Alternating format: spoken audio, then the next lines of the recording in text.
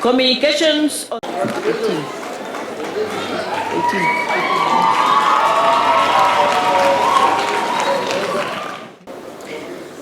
Defke Steel Mills Trophy. National Bureau of Statistics Trophy goes to the best overall KNBS. The HE Honorable Uhuru Kenyatta Trophy. The HE Kenyatta Trophy goes to the best SNE Thika School for the VI Central.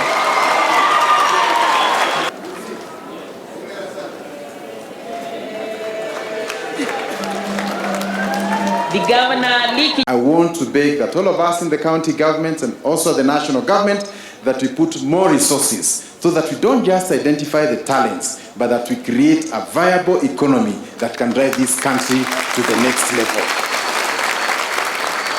Your Excellency, in closing, allow me also to thank you for inclusivity.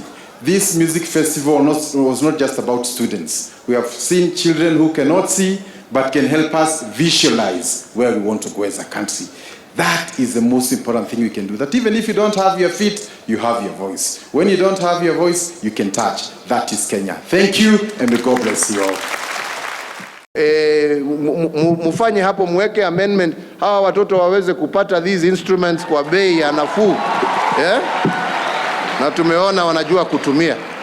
So, music and the arts are now as much a part of our education system as mathematics, languages, or the sciences. This is in recognition of the simple truth that without music and the arts, there cannot be a holistic education or a well-rounded learner. Mr. Chairman, every year, the high caliber of performances of the Kenya Music Festival continues to amaze me and millions of Kenyans. It seems that year on year, the performances keep getting better and better.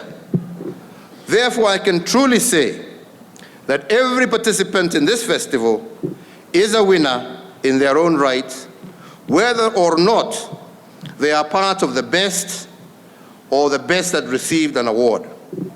We rightly celebrate the winners for their stellar achievements, but we do not do so at the expense of recognizing all their colleagues who did their level best at every stage of this competition. Tuwapigie makofi.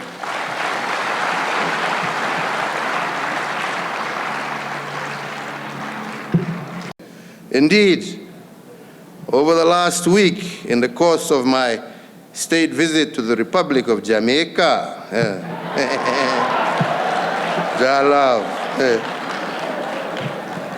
I witnessed the conferment of awards to musicians that had used music to enhance social consciousness and those that energized revolutionary movements across the African continent in the struggle for the independence of various African states.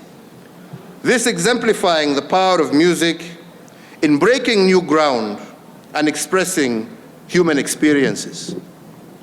This music festival, therefore, promotes the preservation and appreciation of these diverse Kenyan cultures, and we must continue to allow for learners to identify and nurture their musical talents, a key aspect, as the Minister has said, of the new competence-based curriculum introduced by my administration.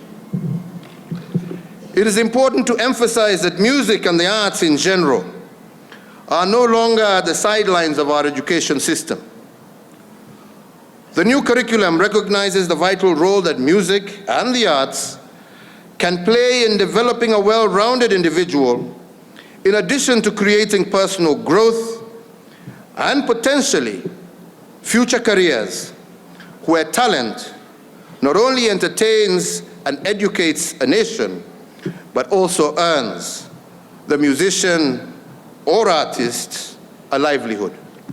Bwana Chairman, Mr. Wanjohi, your committee, all invited guests, our most important people today, which are the participants.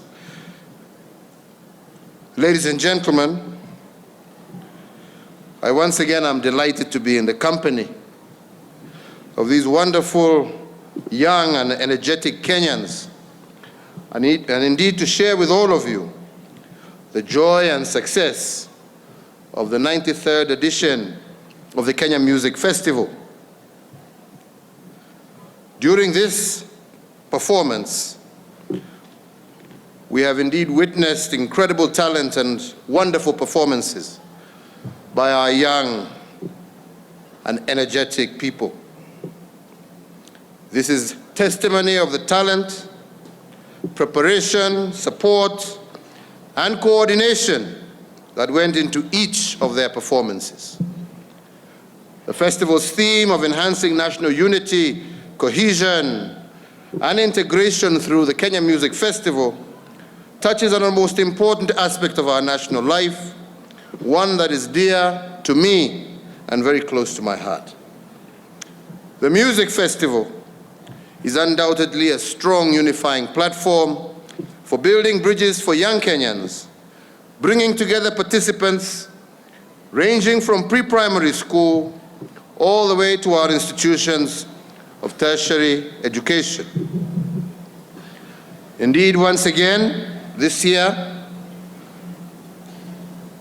I am very happy to note that our friends from Uganda have once again participated with us. A testimony that the festival fosters unity, cohesion, and integration, not just in Kenya, but across the East African community. It is indeed a pleasure for me to welcome the participants from Uganda, and I thank them for gracing this festival with their presence. Indeed, as I stated last year, it would be wonderful if under the auspices of the East African Music, Dance, and Drama Initiative, that we should soon be joined by all of our East African brothers and sisters and make the festival truly East African.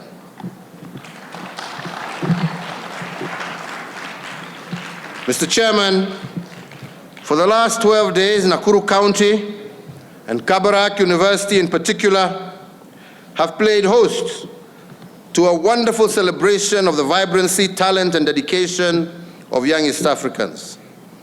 Thrilling audiences with mesmerizing performances that bode well for the future of the East African music scene. We have also today witnessed performances that span the length and breadth of our cultural heritage and diversity, showing that our societies are made stronger, better, and more united for our diversity rather than being undermined by it.